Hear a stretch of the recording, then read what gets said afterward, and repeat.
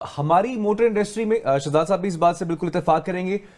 एक ऐसी मोटर में प्रोडक्ट जो कि सबसे छोटी गाड़ी तस्वुर भी की जाती है, हर घर की जरूरत भी है, हर घर में देखी भी जाती है, अगर उसी की प्राइस अगर देख ली जाए और सेकंड हैंड जो जापानीज गाड़ी हैं उनकी बात कर ली जाए, जो फैसिलिटीज हैं, जो स्टैंडर्ड्स हैं, जो उसमें देखा जाता है, वो बिल्कुल जमीन आसमान का फर्क है। कितना पूछना मैं ये चाह रहा हूं सर, प्राइसेस का इतना डिफरेंस, पाकिस्तान में रहने वाले प्राइसेस जो है किसी भी प्रोडक्ट के उससे कई गुना ज्यादा पे कर रहे हैं, ऐसा क्यों है? बाकी मुल्कों में वही चीज या तो पाई नहीं जाती है, इंतहाई कम से अब सस्ती पाई जाती है, उनकी जो स्टैंडर्ड्स हैं वो भी मेंटेन है। अल्लाह माफ करे, जो एक हाई मार्क गाड़ी जो कि अब हम सब जानते हैं इस साल जो लॉन्च भी हुई, लोगों को बड़ी पसंद भी है, लेकिन उसकी जो क्वालिटी है उसको लेकर जो शिकायत आ रही हैं, जिस तरीके से असेंबल करते हुए उसके अंदर जो उनकी जो लोगों को अब कंप्लेंट्स आ रही हैं, इतने पैसे देने के बावजूद भी वो मीट नहीं करते वो स्टैंडर्ड, क्यों?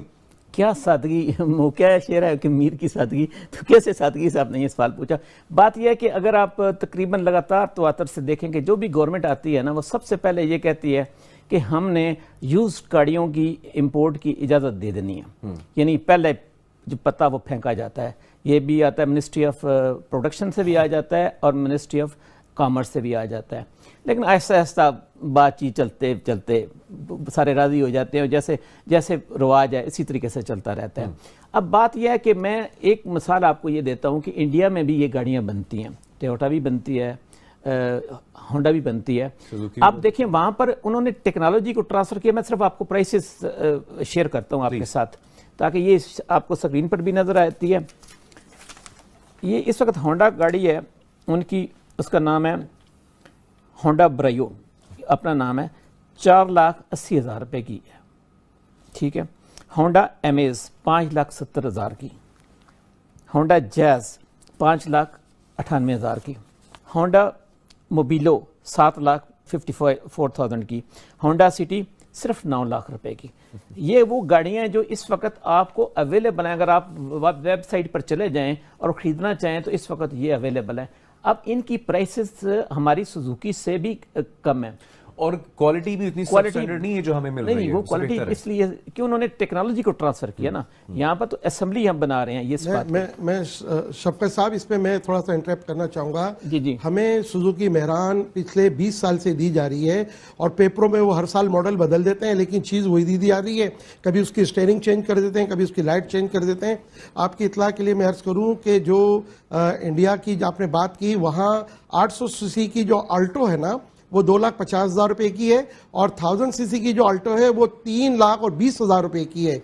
और अगर हम पाकिस्तान की गाड़ियों के हिसाब से जो लोकल हमारी असेंबल्ड गाड़ियां हैं, एक तो वो आप ये समझ लें कि वो हमें जो इंडिया में मिल रही है वो 2017 मॉडल मिल रहा है, और ये वो गाड़ी है जो जापान ने 1987, 86, 87 में डिसकंटिन्यू कर दी है। आज तक हमें वो जो है वो मॉडल चेंज कर करके जो है वो गाड़ी दी जा रही है। लोगों से जो पैसा लिया जा रहा है वो 2017 मॉडल का लिया जा रहा है, लेकिन जो लोगों को गाड़ी दी जा रही है वो 1986-87 में जो डिसकंटिन्यू हो चुकी है वो गाड़ी दी जा रही है। अच्छा शहजाद साहब, बात वही मैं कहूँगा, एक सेकंड, एक मैं आपसे ये पूछना चाहता हूँ, ये तारकीन बटन होते हैं, उनके ज़ेर इस्तेमाल गाड़ियाँ होती हैं 3 साल या 4 साल की, ज़ाहिर है कि वो तो उनके पास तो मुफ्त होती है, वो तो लेकर आना चाहते हैं, उसके ऊपर क्यों पाबंदी? पहले तो थी कि 5 साल तक ले सकते थे, उसको कम करके आप शायद 3 साल कर दिए। अब 3 साल कर दिए। वो भी ये जो लोकल असेंबलर माफिया है उनके कहने पे हुकूमत पाकिस्तान ने की, क्योंकि ये जापानीज हुकूमत से प्रेशर दिलवाते हैं। और लास्ट ईयर मुझे अच्छी तरह याद है कि मैं मीटिंग में था इस्लामाबाद में, और बड़ी हैरान कुन बात यह है कि हमारी मीटिंग करने से पहले जो है पाकिस्तान में जो हमारे जापान के सफ़ीर हैं वो हमसे पहले की जो मीटिंग है उसको अटेंड करके निकले हैं, जबकि ये डिसाइडेड था कि जनाब इनको 5 साल की, पिछले साल 5 साल पुरानी गाड़ियों की इजाज़त दे दी जाएगी, क्योंकि लोकल असेंबलर को समझा के गवर्नमेंट थक गई थी। लेकिन मैंने आपसे कहा कि अब तो जो हमारे जापानीज़ लोग हैं वो भी इस बात को समझ गए हैं कि हमें पाकिस्तान के अंदर कोई पूछने वाला नहीं है, हम जो भी चाहेंगे वो हम करेंगे। आप देखें ना कि ये कितनी हमारी बदनसीबी की बात है कि सबसे पहले हम कहते हैं पाकिस्तान, लेकिन हम अपनी आवाम को, अपने लोगों को हम गाड़ियाँ क्या दे रहे हैं और किस प्राइस में दे रहे हैं, और वो भी असेंबल्ड शुदा गाड़ी। ये बड़ा अलमिया है। मैं पिछले कई सालों से हुकूमतें, जो भी हुकूमतें आई उनको मैं बताता आया हूँ कि ये तरीक़ेकार ना होना चाहिए। तरीक़ेकार होना ये चाहिए कि सबसे पहले पाकिस्तान अवाम और हुकूमत के ख़जाने में पैसा आना चाहिए और अवाम को, आज गाड़ी जो है ना शफकत साहब, मैं एक बात बताऊँ, आज गाड़ी नेसेसरी है, लग्जरी नहीं है। लेकिन इन्होंने आज तक वो ड्रामा रचाया हुआ है कि गाड़ी जो है वो लग्जरी है। और मैं खुदा के लिए हुकूमत को और इन लोगों से मैं कहता रहा हूं कि आज हर घर की जरूरत है जिसके 3-4 बच्चे हैं, मियाँ बीवी हैं, वो मोटरसाइकिल पे सफर नहीं कर सकते। आज सुजुकी को 30 साल से जायद का अरसा हो गया। अच्छा शहजाद साहब, मुझे ये बताइएगा कि मैं वैसे आपको एक मफरूजे के तौर पर एक सवाल आपसे करता हूं कि अगर हम एक गाड़ी जो जापान से नई मंगवाएं और उसके ऊपर जो ड्यूटी, स्टैंडर्ड ड्यूटी है वो पे करें, यानी ये नहीं है जैसे कि ये इन्होंने फिक्स ड्यूटी की हुई है, स्टैंडर्ड ड्यूटी पे करें, जो कस्टम की ड्यूटी है 10% या 15% और सेल टैक्स 17% पे करें और विद होल्डिंग टैक्स पे करें, तो वो नई गाड़ी जो है वो पाकिस्तान फ्रेट के बावजूद, कि फ्रेट भी उस पर पड़ता है, इसके बावजूद भी क्या वो पाकिस्तान की गाड़ी से सस्ती नहीं पड़ेगी पाकिस्तान में अगर हम इंपोर्ट करते हैं? तो वो बिल्कुल सस्ती पड़ेगी। अब क्या है, देखें, अब सुजुकी वहाँ जो भी छोटी गाड़ियाँ वो 650 सीसी में है।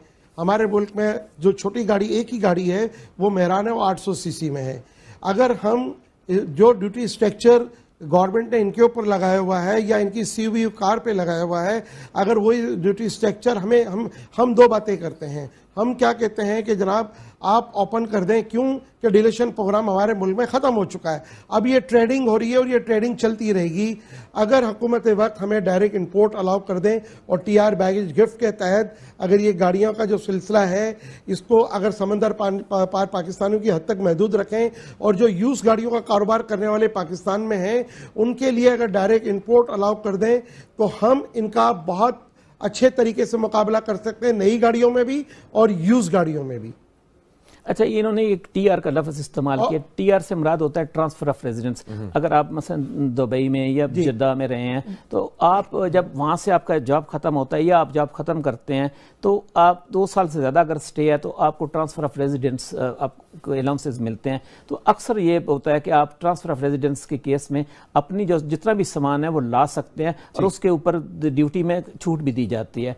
लेकिन इन्होंने ड्यूटी में छूट देने के बाद दे भी तो फर्क नहीं पड़ता क्योंकि ड्यूटी की शरह इतनी इन्होंने ज्यादा रखी हुई है, तो उससे भी मुझे ये समझ नहीं आती। लेकिन इसमें मैं आपको बता दूं, आप शफकत साहब, मैं यहाँ सॉरी, मैं माफी चाहता हूँ, मैंने बीच में बोल दिया।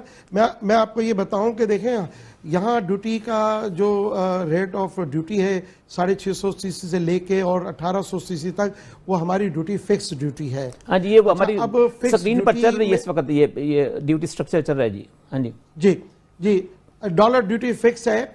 अच्छा देखें, बात सिर्फ इतनी सी है कि हुकूमत को पता है कि TR बैगेज और गिफ्ट इस वक्त सबसे ज़्यादा जो है गाड़ियाँ बैगेज में आ रही हैं और हुकूमत वक्त को पता है कि गाड़ियों का तरीक़ेकार क्या है। हम एक तरफ को कहते हैं हमारी जो इकनॉमी है वो डॉक्यूमेंटेड नहीं है।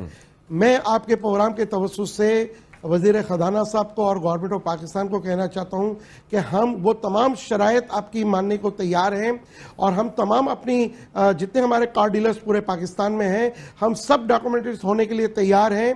खुदा के लिए हमें आप डॉक्यूमेंटेड करें और डायरेक्ट इंपोर्ट अलाउ करें। अब ये बात वो छोटी सी नहीं रही। अभी कारोबार मैं कितना कलामी मान चाहूंगा, मुझे बार बार ब्रेक है, वक्त बड़ा कम है, ब्रेक पे